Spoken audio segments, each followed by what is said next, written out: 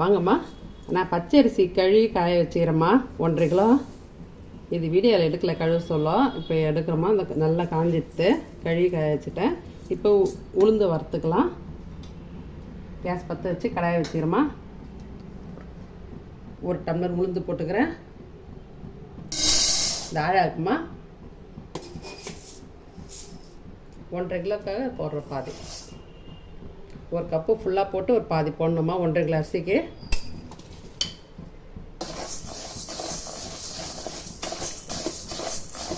லேசாக ரொம்ப செவுந்து வறக்கக்கூடாது, சுத்தமாக வறக்கணும். வாசனை வர சொல்ல ஆஃப் பண்ணிடலாமா.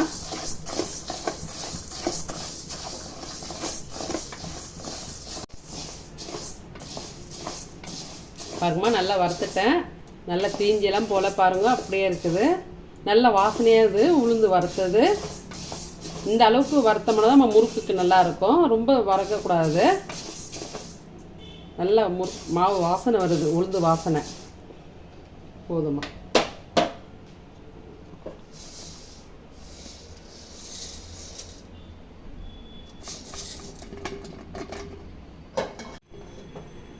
வாங்கம்மா, முறுக்குக்கு சிறும்பருப்பும் போட்டுக்கலாம். உளுந்தும் போட்டுக்கிறேன் 1.5 கப்பு, சிறும்பருப்பும் 1 கப்பு போட்டுக்கலாமா.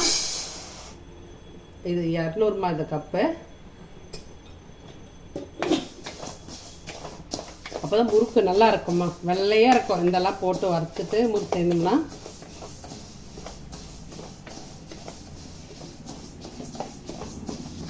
ரொம்ப கேஸ் டீ ஃபுல்லாக வைக்காதீங்க, ஸ்லோவாக வச்சு வறுக்கணும். அப்போ தான் உள்ள இருக்கிற பருப்பெல்லாம் நல்லா வெந்து வரும்.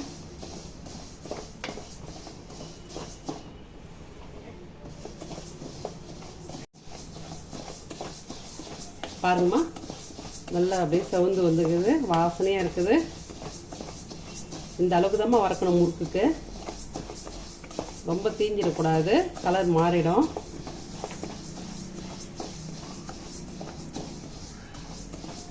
கை விடாமல் வறுக்கணும்.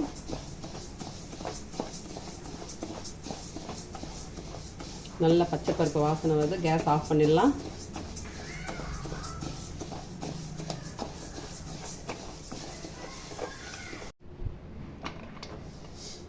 வாங்கம்மா, இதில் போட்டுக்கலாம். உளுந்து அரிசியிலேயே போட்டுக்கலாம், மிஷினில் கொடுத்து அரைச்சிக்கலாம்.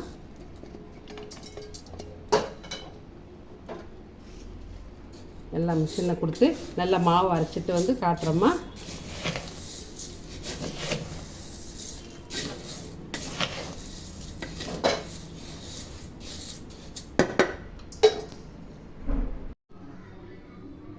வாங்கம்மா, முறுக்கு செய்துக்கலாம். இதில் உளுந்தும் பச்சை பருப்பும் வறுத்து அரைச்சி வந்துக்கிறோம் மிஷினில். இதில் எல்லாமே ஒன்றா போட்டு முறுக்கு செய்துக்கலாம். இந்த கப்பு வந்து 300 கிராம் மாவு.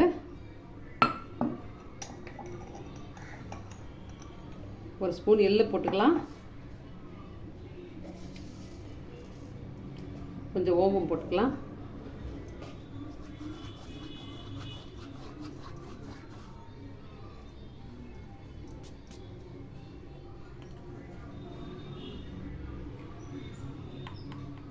கொஞ்சம் உப்பு கம்மியாகவே இருக்கணும், பச்சரிசி மாவு உப்பு தெரியும்.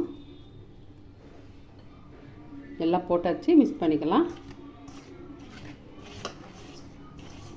இந்த முறுக்கு ரொம்ப டேஸ்ட்டாக இருக்குமா. உளுந்தும் பச்சை பருப்பும் ரெண்டும் வறுத்து அரைச்சது அவ்வளோ நல்லாயிருக்கும் முறுக்கு. கொஞ்சம் தண்ணி விட்டு பிசைஞ்சிக்கலாம்.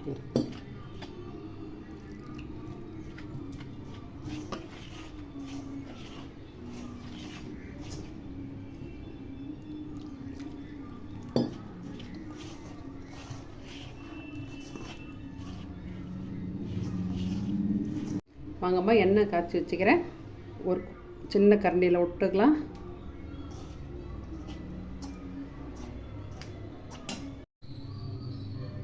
வாங்கம்மா, முறுக்கு மாவு நல்லா பிசைஞ்சாச்சு. நல்லா சாஃப்டாக பாருங்கம்மா. இந்த சாஃப்ட்னஸ் இருக்கட்டும்மா. ரொம்ப இறுக்கமாக செய்வேன்னா கொஞ்சம் சாஃப்டாக இருக்கணும். இப்போ குழையில போகிறதுக்கு இந்தமாதிரி ரெடி பண்ணிக்கலாம். இருங்க எண்ணெய் தடையெல்லாம் கொஞ்சம் எண்ணெய் தடையில்லாமா.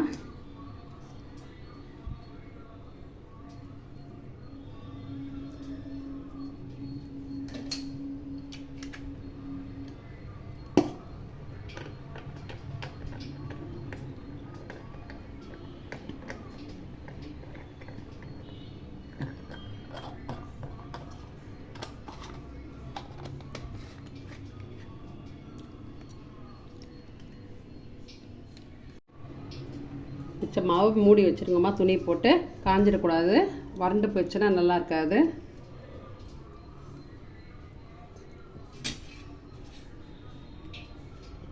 இப்போ இந்த ஜல்லிகண்ணியில் பிழிஞ்சிக்கலாமா முறுக்கு.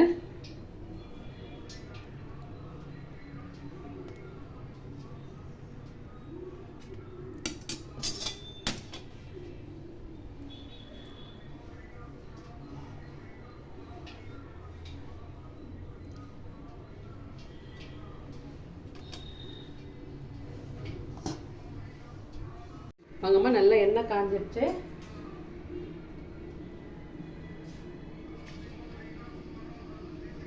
நல்லா எண்ணெய் காஞ்சிட்டு பாருங்கள், எழும்பி வந்துடுச்சு. இப்போ முறுக்கு போட்டுக்கலாமா.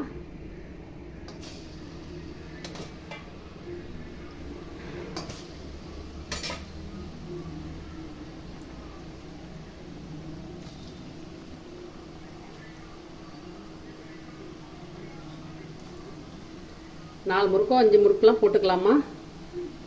நம்ம எண்ணெய் எவ்வளோ வச்சுக்கிறோமோ அத்தனை முறுக்கு பார்த்து போட்டுக்கலாம். நல்லா மீடியமான தீ இருக்கட்டும், ரொம்ப தீ வேணாம், ரொம்ப குறைச்சியும் வைக்கக்கூடாது. ஏன்னா முறுக்கு வேகாது, எண்ணெய் ஒண்டி இழுத்து வச்சுக்கோ. அதனால நல்ல ஒரு மீடியமான தீயில் இருந்தால் தான் முறுக்கு வெந்து வரும்.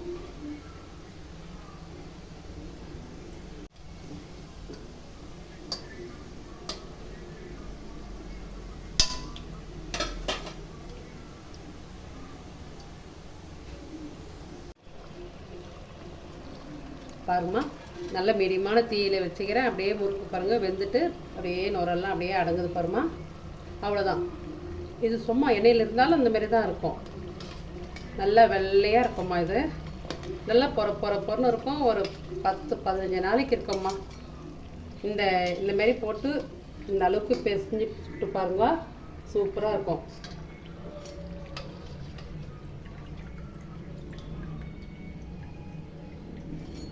நல்ல வெள்ளையாக இருக்குது. எள்ளு போடுங்க, ஓமம் கொஞ்சம் போட்டு செய்யுங்க, நல்லா இருக்கும்.